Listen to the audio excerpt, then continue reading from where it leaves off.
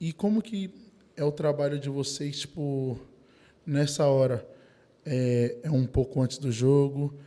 Eu sei que durante o jogo não é, mas é quanto tempo antes do jogo ou é um trabalho contínuo que vem fazendo, tipo, há muito tempo?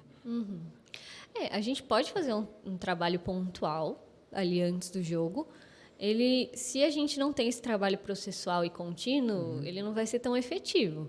Então, a gente pode usar a técnica mais moderna do mundo ali. Se a gente não entende aquele jogador e não entende aquela demanda daquele time, aquela técnica pode não fazer sentido para eles. Então, é uma coisa que eu venho pensando bastante também, que às vezes a gente quer inovar na psicologia, trazer tecnologia e etc., mas a gente esquece que a gente está trabalhando com o ser humano. E que a gente tem que considerar o ser humano na individualidade dele. E o time na individualidade do time. Então, aquela técnica que a gente traz, que é super tecnológica, e pode fazer muito sentido e pode ser muito legal para o time, ela tem que fazer sentido. Ela tem que encaixar naquela individualidade.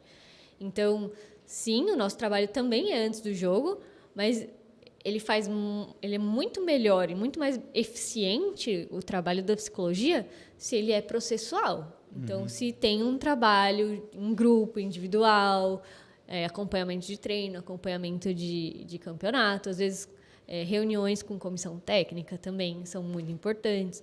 Então, resumindo, a gente pode fazer um ótimo trabalho pontual, mas ele vai ser muito mais efetivo se a gente entender e trazer essas demandas aí lá de trás, né? Lá desse trabalho processual e desse momento com o time, sabe? E o que é mais fácil trabalhar com homem ou com mulher nesse quesito? Qual quesito? De performance, de coisas assim, porque a gente vê que as mulheres também têm o ciclo menstrual, que tem hora que fica irritada do nada, não sei o quê. É todo aquele período que todo mundo conhece. Quando ataca esse período assim, e aí você está numa line com 5 mulheres diferentes, e as 5 resolve ficar estressada, como que trabalha esse quesito hormonal que no homens não tem tanto, eu acho? Tem um pouco, tá? Assim, importante falar que homens também têm oscilação hormonal. Não é exatamente igual da mulher, mas tem oscilação hormonal sim também. E tem momentos que os jogadores homens querem se matar todos ao mesmo tempo, tá? Isso acontece. Ficam assim. E assim, eu não acho que tem mais fácil ou mais difícil, porque os times femininos têm questões muito específicas. Não só essa questão hormonal, eu acho que isso é super tranquilo de lidar com autoconhecimento, etc. Você entender que você está entrando no seu período menstrual, que talvez você esteja um pouco mais sensível. Isso é lidável, mas os times femininos enfrentam muito mais coisas, tem um peso maior no time feminino do que tem no time masculino. O time masculino, ele está ali para ganhar, quer fazer, quer acontecer.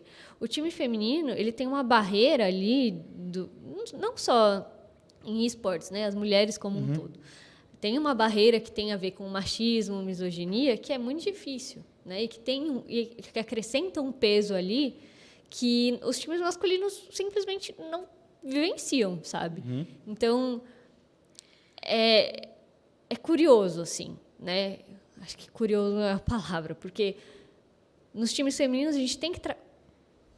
Gente, piscou.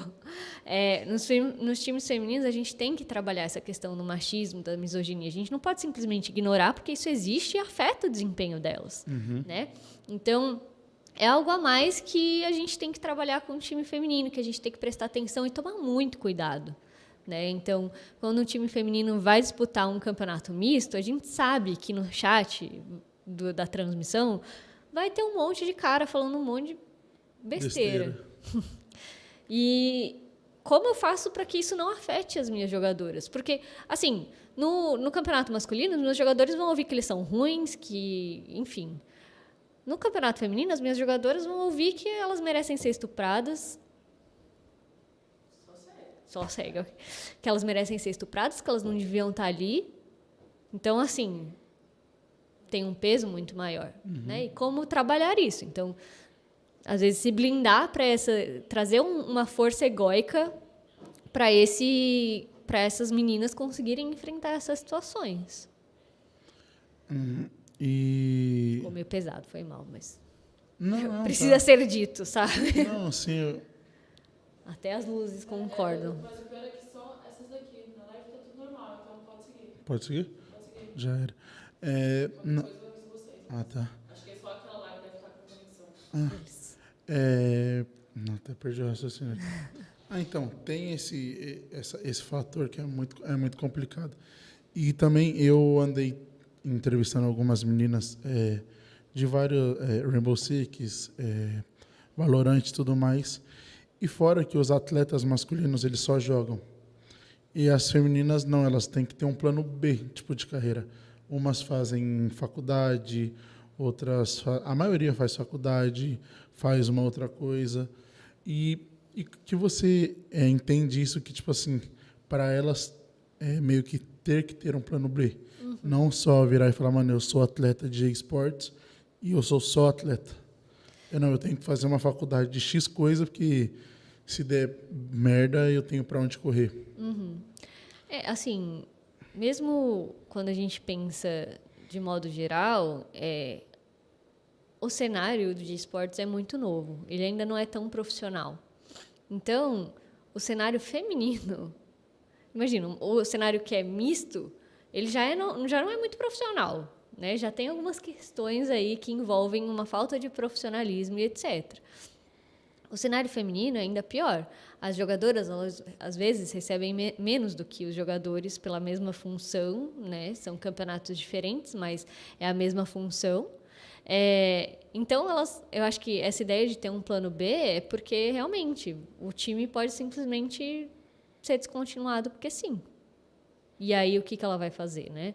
Ela pode tentar outros times e etc., mas eu acho que existe esse plano B com esse medo, né? De não ter uma garantia. Né? Teve uma época que eu trabalhei com um time feminino que ganhava R$500 por mês. Isso compra o quê? Nada. Hoje em dia, nada. Na época também não comprava muita coisa. Mas, assim, não paga um aluguel, não paga, tipo, um mercado que elas precisam fazer para casa para sobreviver, entendeu? Uhum. Então, é um pouco disso, é um pouco dessa não valorização do cenário feminino como um todo, né? E essa dificuldade de jogar no cenário misto. A gente não vê nenhuma mulher hoje jogando no cenário misto, por exemplo. O cenário misto seria o cenário masculino. Teoricamente... Ele foi feito para ser misto. Sim, mas... não vemos mulheres lá.